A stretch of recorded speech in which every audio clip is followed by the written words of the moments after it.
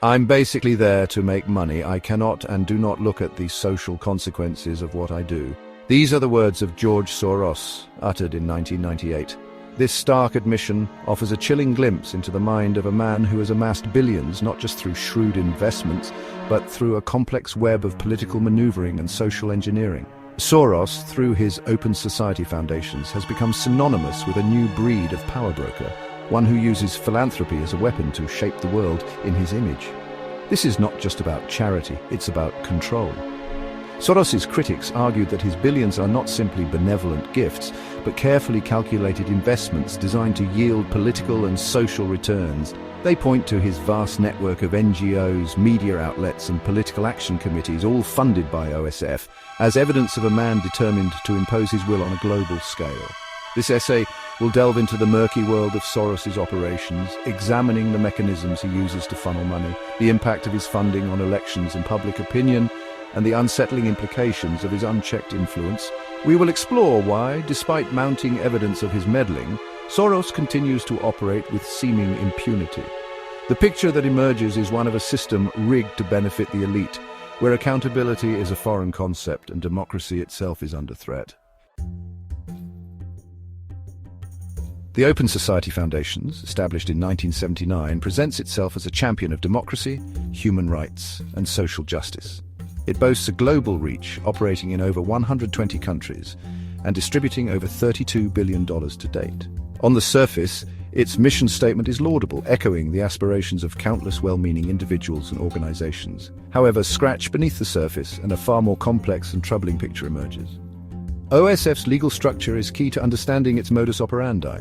As a private foundation, it enjoys significant tax advantages and is subject to far less stringent financial disclosure requirements than public charities.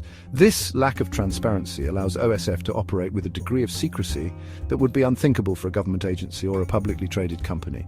This opacity is further compounded by OSF's complex system of subgrants. Money flows from the foundation through a labyrinthine network of intermediary organizations, making it incredibly difficult to track its final destination.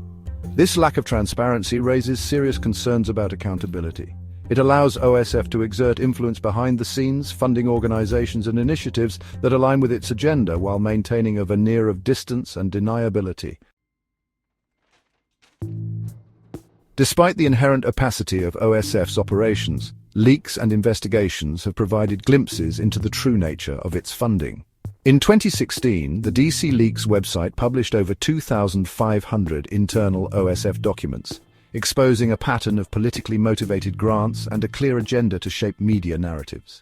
The documents revealed OSF's funding of journalists aligned with Soros's worldview, its interference in elections in the United States and Europe, and its bankrolling of organizations involved in riots and social unrest. Furthermore, analysis of OSF's publicly available IRS 990 filings paints a damning picture. These filings show billions of dollars flowing into political groups, often under the guise of promoting social justice or human rights.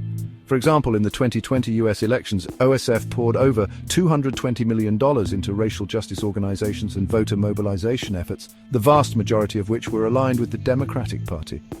The Ukraine case study, explored in the next section, provides a stark example of how OSF's funding translates into real-world political influence.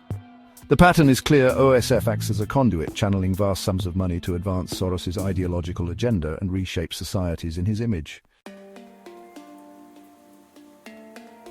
The 2014 Ukrainian Revolution provides a chilling case study in how OSF's funding translates into real-world political upheaval. Soros, a vocal critic of Russia, saw Ukraine as a pivotal battleground in his quest to weaken Russia's influence. In the years leading up to the revolution, OSF poured millions of dollars into Ukrainian NGOs, many of which played a key role in fomenting the protests that toppled the pro-Russian government of Viktor Yanukovych. Leaked OSF memos from the time reveal a coordinated strategy to influence the course of events in Ukraine. These memos detail payments to protest organizers, the cultivation of relationships with key figures in the Ukrainian opposition, and even the provision of strategic advice to the US State Department on how to handle the crisis. The aftermath of the revolution saw Soros's influence in Ukraine solidify. His companies were among the first to invest in the country's post-revolution economy, reaping significant financial rewards. The Ukraine case study serves as a stark warning. about the dangers of unchecked philanthropic power. It demonstrates how a single billionaire, driven by his own ideological convictions, can use his wealth to destabilize a sovereign nation and install a regime more favorable to his interests. Section 5. Evading scrutiny. Given the scale and scope of OSF's operations and the mounting evidence of its political meddling, one might expect intense scrutiny from governments and regulatory bodies. Yet Soros and his network have consistently managed to evade any serious investigation. This is not due to a lack of evidence, but rather a deliberate strategy of cultivating influence and silencing critics. One of the key ways Soros protects himself is by funding the very institutions that are supposed to hold him accountable. He has donated millions of dollars to district attorneys, judges and prosecutors, many of whom have subsequently shown a marked reluctance to investigate or prosecute individuals and organizations connected to his network. This strategy of capturing regulatory bodies ensures that Soros can continue his operations with little fear of legal repercussions. It creates a culture of impunity where those in power are beholden to their benefactors rather than the rule of law. Section 6. The media machine. Another crucial element of Soros' strategy for evading scrutiny is his control over the media narrative.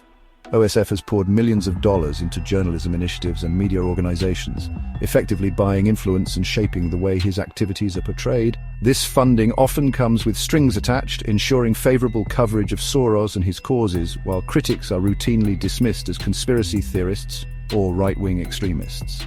This control over the media allows Soros to dictate the terms of the debate, silencing dissent and shaping public opinion in his favor. It creates an environment where challenging his motives or questioning his methods is met with swift and often brutal condemnation. This manipulation of the media is a direct assault on freedom of the press and undermines the very foundations of a free and open society. It is a stark reminder of the insidious ways in which concentrated wealth can be used to distort the truth and manipulate public perception. Section 7. The globalist agenda. Soros's critics often accuse him of harboring a globalist agenda, seeking to erode national sovereignty and impose a one-world government. While such claims are often dismissed as far-fetched, there is no doubt that Soros is a staunch advocate for global governance and a vocal critic of nationalism and populism.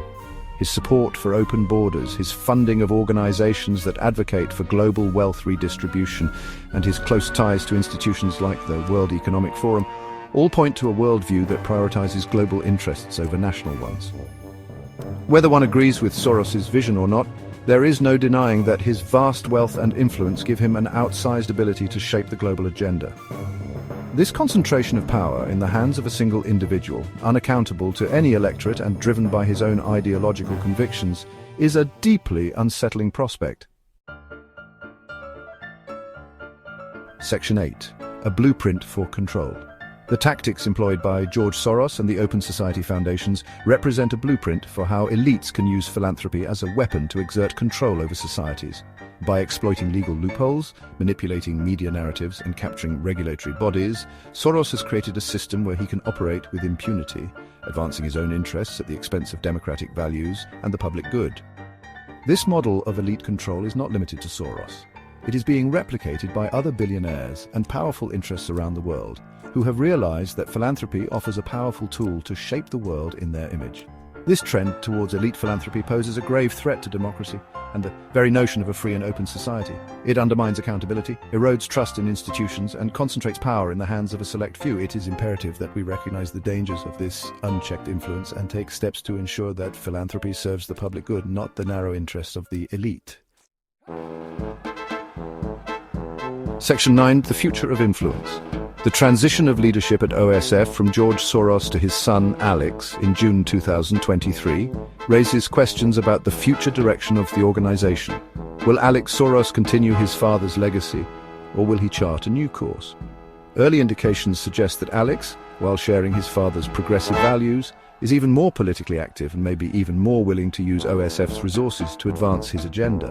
Regardless of who is at the helm, the tactics pioneered by George Soros are likely to remain a fixture of the political landscape for years to come. The challenge for those who value democracy and accountability is to find ways to counter this influence, to expose the truth about OSF's operations, and to ensure that philanthropy is used to empower the many, not enrich the few.